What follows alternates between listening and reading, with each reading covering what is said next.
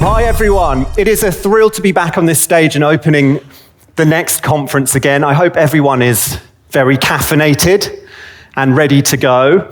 As you know, this year's theme is This is the End, and you are about to hear some amazing perspectives on that theme from the speakers that are lined up for today.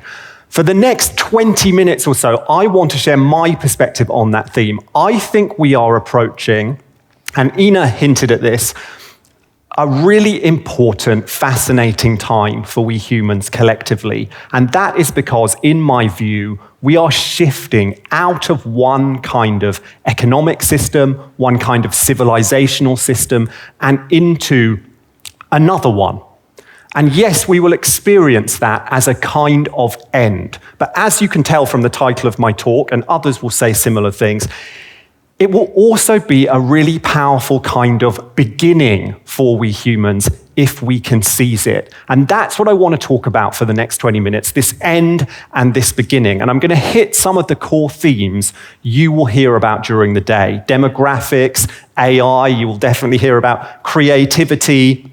So I hope that what I have to share really sets you up for all the amazing speakers you're going to hear.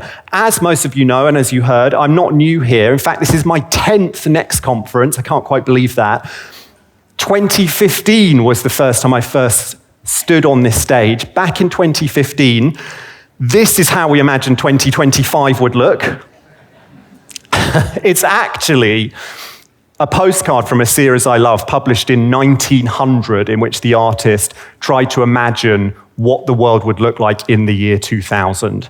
I hope the forecasts I share in this talk will be a little bit more accurate. I am not trying to look 100 years out in my work. I'm really trying to look 5, 10, 15, 20 years out. And you heard a little bit about my work earlier on. So I write and I speak about emerging technologies and their implications.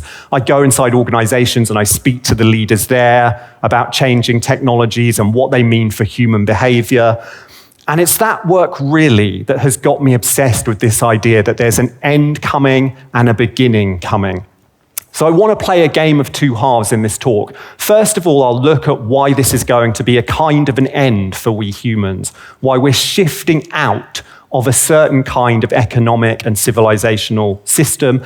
And then I'll talk about why this can be such a powerful new beginning for us, if we can seize that new beginning. So let's get into that.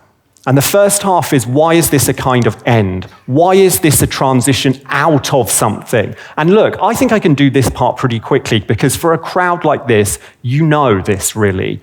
We are amid right now a convergence of new technologies, AI, advanced robotics, humanoid robots, blockchains, technologies of genetic manipulation. They are all coming together to push us out of the system we're inside and into something profoundly new. And there's all kinds of technologies at work in that process. But the most important one really, and the one everyone wants to talk about and you'll hear a lot about today, is of course AI. And I know that you know this, but AI is getting scarily good. If you look at this chart, this is a chart of the performance of frontier AI models against a benchmark called the GPQA Diamond, which is just a set of really fiendishly difficult maths and science questions. OpenAI's O3, which is just about the frontier model right now, performs better on that benchmark than human PhDs working in their specific domain of science and who are allowed to use Google to help them figure out the question. Okay, so that is pretty amazing. This is the most powerful exponential curve on the planet right now. And this machine learning revolution that we're in only started really in the early 2010s. So this intelligence liftoff has happened by historic standards at absolute light speed. But of course, from the perspective of day-to-day life and human subjective experience, it's still slow enough that we don't necessarily feel it happening day by day. Okay, we're a little bit like the frog in the water that's slowly getting warmer and warmer and warmer, and eventually the frog is boiled and he doesn't really notice. I think we are the frogs a little bit now. And if you believe this curve, we are close to being boiled, which is quite a somber thought. The conversation about AGI, this is an AI that is so flexible and so general purpose that it's like human intelligence, used to be just really a part of science fiction. Now it's a very mainstream conversation. This is the New York Times. The government knows AGI is coming. And crucially, AI is about to be projected into the physical world in some really powerful ways. So humanoid robots are on trial inside Amazon fulfillment centers. They're at BMW, they're at Mercedes, other car manufacturers. The first time you hear a knock at the door and you open that door and it's a humanoid robot handing you your Amazon parcel, you'll know something has really changed. And look, that is not coming next year. It's not coming the year after that. But 5 years, 10 years, that does feel viable. So what are the implications of all this? The iconic technologist Kevin Kelly, who's a co-founder of Wired, he's a legend in Silicon Valley, he wrote a post on this just a couple of months ago. It's really interesting. It's called The Handoff. And Kevin Kelly encourages us to think about what's happening now through the perspective of demographics, through the perspective of population. He says, look at what's happening now. In advanced economies across the West or the global North, the human population is about to peak and then fall into steep decline. In fact, working age populations across the global North are already in decline. And at the same time, billions of AI agents and soon tens of millions of humanoid robots are about to come on stream. So what is happening? Kevin Kelly says a really powerful handoff is happening. We are about to hand the reins of the economy, hand the reins of this civilization in a very powerful sense to the machines we have built. And that's a really profound moment for we humans. That's never happened before. And if you believe that that transition is coming, then the big question is, what happens next? And my answer is this. Yeah, things get very weird. Things get very weird when that happens. So for example, there's all kinds of conversation right now, and you'll probably hear more of it today about corporate jobs. When AI agents can do lots of knowledge work, not all of it, but lots of it, what happens to jobs inside big corporations? I suspect we'll see deep change there. It's very hard to know exactly how that change will play out, but it's hard also to imagine that nothing's going to change. I think we're going to see a hollowing out inside big corporations. We're going to see far more, I think, truly independent solo workers. And I think we'll see huge companies, like billion-dollar, $10 billion companies run by one person who will employ lots of others, but they won't be humans, they'll be AI agents. It'll be like one person and 10,000 AI agents with $1 billion or $10 billion revenue. That is very difficult for us to imagine right now and crazy.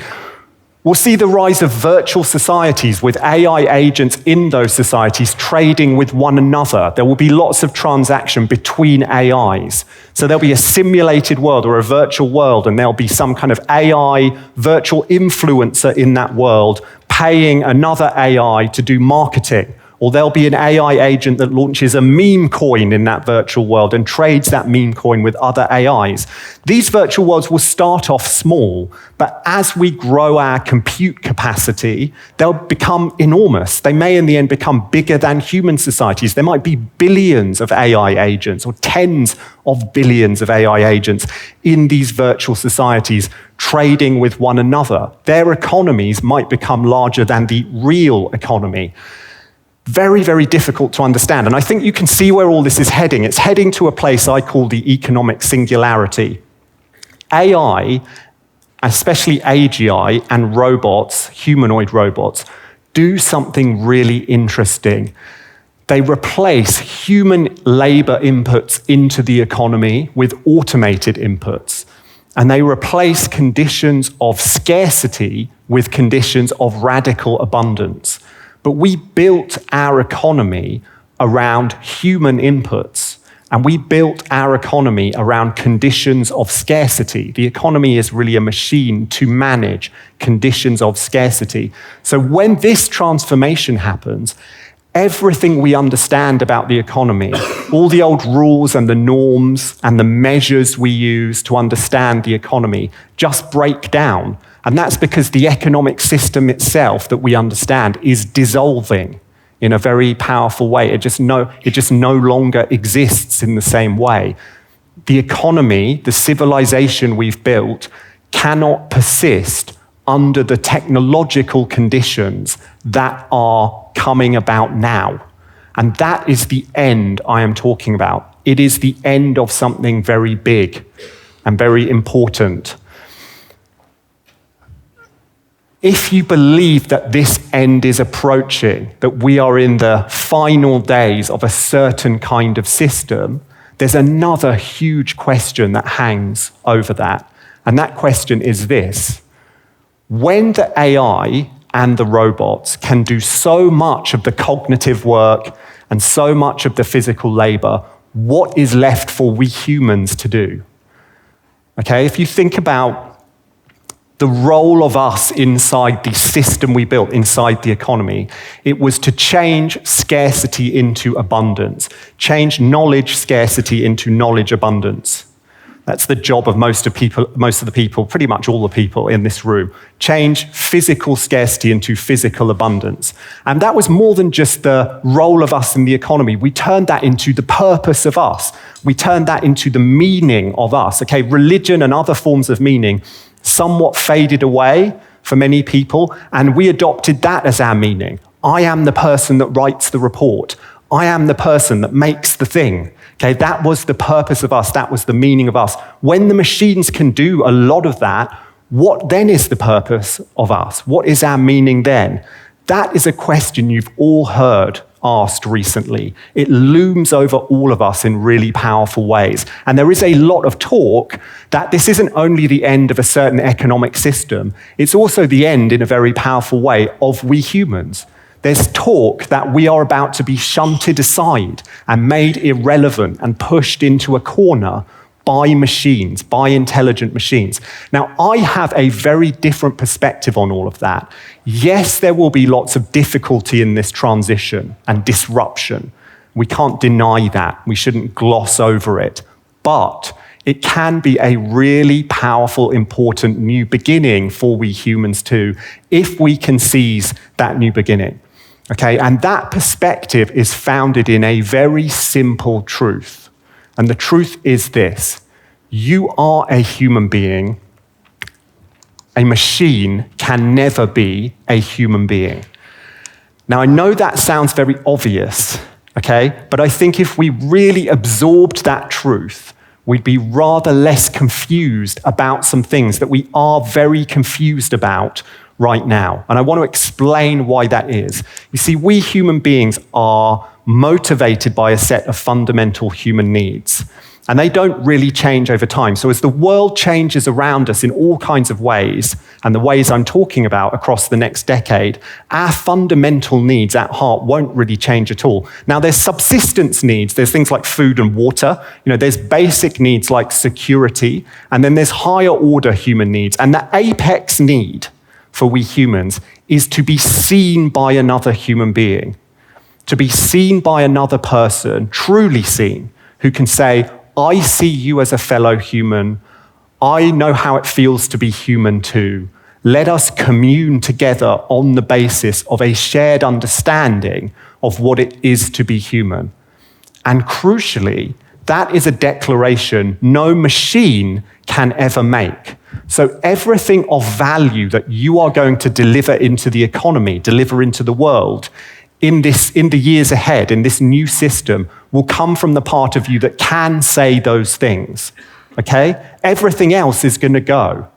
Knowing stuff, being intelligent, filling out the spreadsheet, coding, anything that can be turned into a process or a technique is going to be eaten by machines. The only thing that cannot be eaten by machines is your ability to stand in front of another human and say, I know You are a human too. I understand how it feels to be a human being. And that is so important, because this idea that we're about to be shunted aside by machines, no, I think it's completely the opposite. I think the ways in which you are a human being, and a specific human being in a specific context with a certain background and creativity and your own ideas and your own experiences, that isn't about to become irrelevant. That's about to become more important than it's ever been. And that is the beginning that I am talking about. I just want to show you some very quick examples, or talk about a very quick example of what I mean. Think about a lawyer who helps you move house. In the UK, we call it a conveyancing solicitor. It's a lawyer who helps you with your house move, okay? Now, what is that job? That job is essentially, at the moment, a lot of paperwork. It's a lot of forms. But the forms will soon be done by AI. And what is left of that job, okay? What's left of that job is the human element. Oh, I know how it feels to be moving house. I know it's very stressful. I know you're worried. I've seen this problem before with a client, and this is how we dealt with it. That increasingly will become the job of a lawyer who helps you move house. And I know this seems a very thin, a very small basis to build a whole economy on. Feelings. Can we build a whole economy on feelings? Yes, we can. Okay, because that is what happens to value. It relentlessly moves away from what is commoditized and abundant, which is filling in forms, to what is scarce, which is understanding, truly understanding human feelings. And this is going to happen, that's just one tiny example. This is going to happen across all professions in all kinds of ways. You know, marketers, consultants, lawyers, accountants, doctors, their job will increasingly shift towards feelings and care and counsel and truly seeing the human being they are dealing with, because that will be the part that machines can never do. Okay? There's going to be so much value in, for example, just bringing people together in a room, building a community of people that truly see each other and truly understand each other. Huge amounts of value in the future system, in the future economy, the future civilization will be around that. And by the way, that is what we're doing now. Okay, 20 years ago, people came to me to talk about, what will be the impact of robots on productivity numbers, give us a forecast about interest rates, all of those kinds of things. And yes, that's still important, but increasingly AI can do that. Increasingly what people want to talk to me about is how will it feel to be living through this future that we know is coming? How, as humans, will we navigate it? So what has happened to me is going to happen to all of you, is going to happen to every profession. Creativity, another human trait, is going to be such a powerful and important part of this future and an important part of you. Like, yes, AIs can be creative. They can produce outputs. They can write poems. They can make films. They can draw pictures. But those outputs will be totally commoditized. They'll be totally abundant. Anyone will just be able to press that button and create that output. Truly interesting, differentiated outputs will still come via human beings who bring their own creativity into collision with AI to produce something different, something amazing, something the AI can't do on its own, something that only you could create. Creativity is not about to be rendered irrelevant by AI. It's about to be more important than ever because it will be the true difference. Like, everyone's going to have access to amazing intelligence. Everyone's going to have access to all knowledge. So being creative will be one of the few true differences left. It will be such an important part of you and an important part of this future. So look, drawing this all together, what am I really trying to say here? What I'm trying to say is that this new beginning that's coming is about us. It's about you, it's about me, it's about all of us together. Because when the machines can do almost everything, when they can do so much of the cognitive labor, when they can do so much of the physical work, they liberate us to do the work that only we can do. And that work, it turns out, is being a human being a person who's there for other people, truly seeing one another, being able to commune with a human being on the basis of a shared understanding of what it means to be human. No machine can ever do that.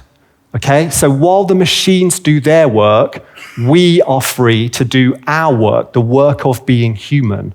And I think that is the work in the end that has always mattered. That's the work that's always been the work we should be doing. And that is the beginning I'm talking about. That is the way this moment can be such a powerful new beginning for we humans.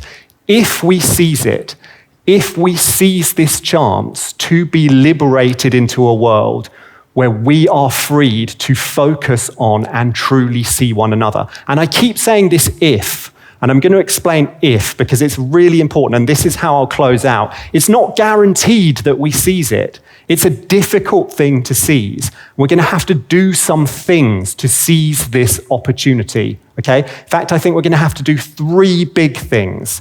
And this is what I'll close with. The 3 things are this. We're going to have to come together as a collective to put some rules and some norms around technology so it doesn't run out of control or continue to run out of control, and so that it serves us, truly serves us, okay?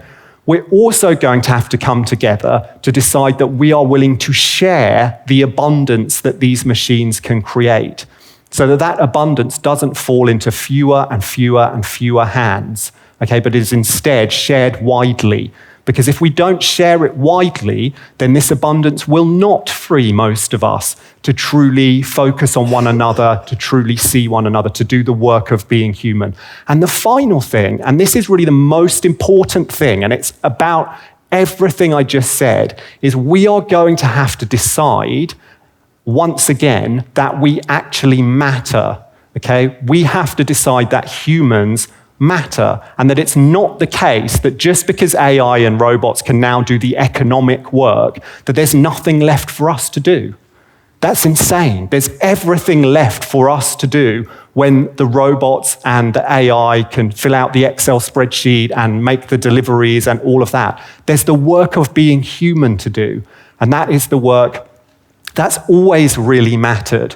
So we have to decide that when this world comes about, we're not just going to slink off into a corner and look at a screen at content created by algorithms and served to us by algorithms. We're going to look up at the screen, back at one another, and decide we truly care about one another. That is how we seize this moment. We have to realize we are the new beginning we have been waiting for. And with that, on with the show. Thank you so much for listening. It's been so fun. Thank you.